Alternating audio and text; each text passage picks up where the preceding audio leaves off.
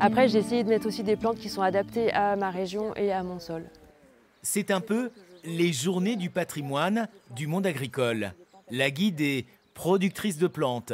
Anaïs les cultive notamment pour faire des infusions.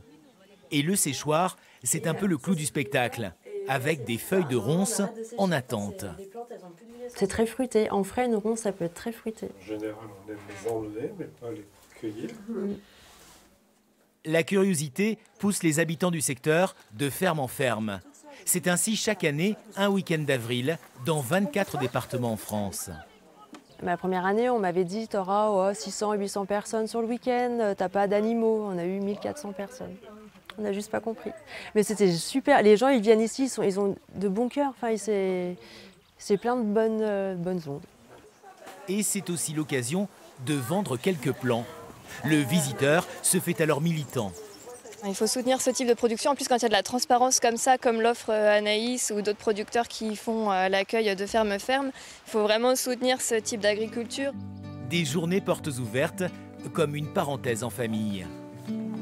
Et l'on passe d'une exploitation à l'autre. Ici, dans l'Ain, une trentaine de paysans accueillent le public.